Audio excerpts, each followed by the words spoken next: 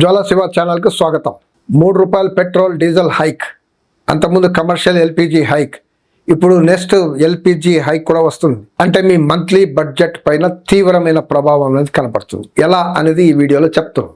ఉద్యోగులు, కర్షకులు, రైతులు, కూలీలు, middle class, self employed, business men వీళ్ళందరికీ ఎఫెక్ట్ అవుతుంది.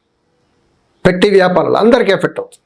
ఎందుకు? ఈ ఇంధనం ఫ్యూల్ అనేది డైలీ ప్రతి మనిషి చుట్టూ ఉంటుంది, కూర్చుంటుంది. 50,000 జీతాలు ఉన్న వాళ్ళకి ఇప్పుడు 40,000 జీతాలు కనపడతాయి అనేది ఎక్స్పర్ట్స్ చెప్తున్నారు.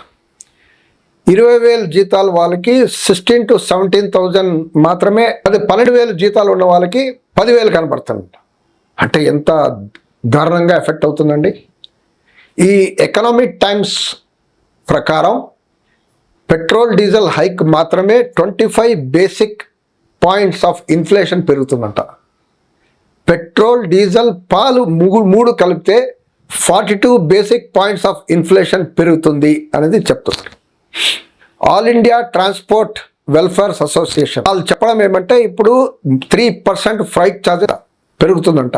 దీని ఎఫెక్ట్ వాళ్ళు అంటున్నారు, ఆల్రెడీ మేము డిఎఫ్, లూబ్రికెంట్లు, టోలు, మెయింటెనెన్స్ ఇవన్నీ మేము సతమతం అవుతుంటే ₹3 డీజిల్ పెట్రోల్ హైక్ అనేది ఓ తీవ్రమైన ప్రభావం పడుతుంది. ఇది సైక్లిక్ రిపుల్ ఎఫెక్ట్ వస్తుంది అనేది వాళ్ళు చెప్తున్నారు. మళ్ళీ క్యాబ్లు, ఆటోలు, బైక్లు ఏదైతే ఉన్నాయో ఇవి కూడా పెద్ద ఎత్తున ఎఫెక్ట్ అవుతాయి. ఇప్పుడు ఆటోలు ఛార్జెస్ వాళ్ళు పెంచకపోతే ఆటో ఆయన ఇంకా 2 గంటలు ఎక్కువ పని చేయాలి. 10 hours పని చేసేవాడు 12 గంటలు పని చేయాలి. బైక్ వాళ్ళు, క్యాబ్ వాళ్ళు ఎక్స్ట్రా అయినా పని చేయాలి. ఎందుకంటే వాళ్ళు మెయింటైన్ చేయాలంటే కన్జ్యూమర్స్కి పాస్ ఆన్ చేయాలి. టూరిస్టులు ఆల్రెడీ సిమ్లా, మనాలిలో గోల పెడుతున్నారు. ఎందుకంటే అక్కడ ఈ ధరలు పెంచేసరికి అక్కడ పెట్రోల్ బంక్ అంతా నిండిపోయింది, జామ్. క్యాబ్లు కూడా మీకు ధరలు పెంచేస్తామంటున్నారు. సో టూరిస్టుల ఖర్చులు కూడా పెరిగిపోతాయి. ఇది ఒకటి. ఫిషింగ్ సెక్టార్ చూస్తే ఒక చిన్న ఎగ్జాంపుల్ చూద్దాం.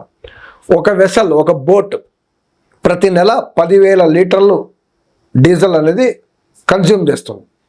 ₹3 పెరగడం వల్ల మంత్లీ ₹30,000 పెరుగుతుంది అదనంగా. సో ఈ ఎక్స్ట్రా 30,000 అనేది ఫిషింగ్ సెక్టార్లో ఫిషర్మెన్కి ఎఫెక్ట్ అవుతుంది. అదే రకంగా కన్జ్యూమర్ కూడా ఎఫెక్ట్ అవుతుంది, వాళ్ళ లైఫ్ కూడా ఎఫెక్ట్ అవుతుంది. ఇప్పుడు అపోజిషన్ వాళ్ళు అనడం ఏమంటే, మొన్న మీరు ఓట్లు తీసుకున్నారు, ఓట్లు తీసుకొని గెలిచిన తర్వాత ఈ వడ్డింపులు ఏంటి, ఇది పెద్ద దాడి చేస్తున్నారు భారత ప్రజానీకం పైన. అప్పుడు ఓట్ల ప్రచారంలో, ఎన్నికల ప్రచారంలో ఇలా ఫ్యూయల్ అనేది దీనిపైన అసలు మాట్లాడలేదు. అదే రకంగా వాళ్ళు అనేది ఏంటంటే, బ్రెంట్ క్రూడ్ అంతర్జాతీయ ధరలు పెరిగిందని మీరు పెంచుతున్నారు కాబట్టి అంతర్జాతీయ ధరలు తగ్గినప్పుడు మీరు ప్రజలకి ఎందుకు పాస్ ఆన్ చేయలేదు? ఉదాహరణకి బ్రెంట్ క్రూడ్ అంటారు, ఇంటర్నేషనల్ అది స్టాండర్డ్ బెంచ్ మార్క్.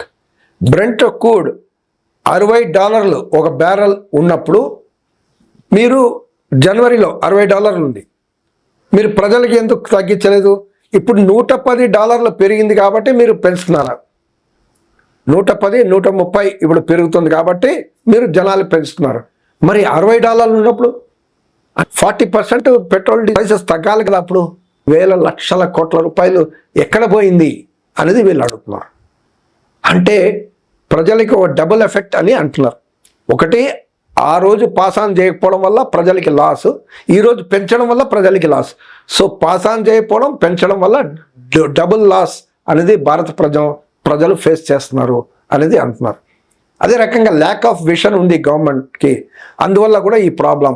అంటే మీరు ప్రాపర్ ప్లానింగ్, విజన్ లేకపోవడం వల్ల, మీరు ఫారిన్ పాలసీలో ల్యాప్సెస్ ఉండడం వల్ల, మీరు సైలెంట్గా ఉండడం వల్ల, అమెరికా ఇజ్రాయెల్కి ఒత్తాసుగా నిలబడడం వల్ల, అంటే ఇరాన్ వార్ని ఖండించలేకపోవడం వల్ల అని వాళ్ళు ఆరోపిస్తున్నారు అపోజిషన్.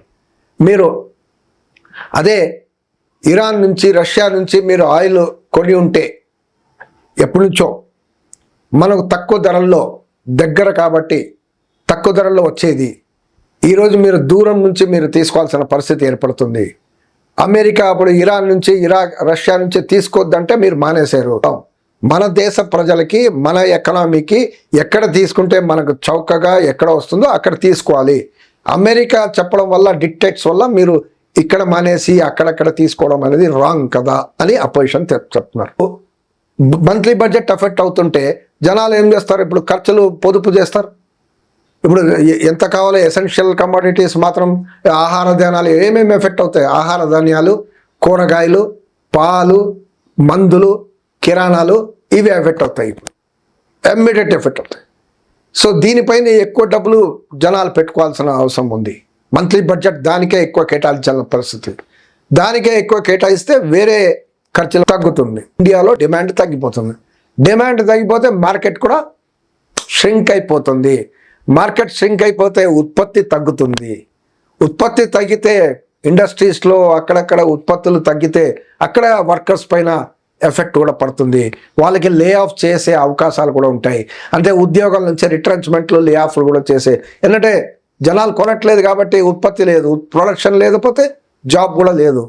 ఎందుకంటే ఈరోజు మీరు లేబర్ కార్డ్ వల్ల మీకు ఎప్పుడైనా తీసేయచ్చు, ఎప్పుడైనా పెట్టేయచ్చు అనేది ఉంది కదండి.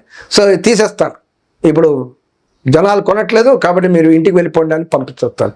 మళ్ళీ ఇది అన్ఎంప్లాయ్మెంట్ ఇవన్నీ పెద్ద ఎత్తున పెరుగుతుంది.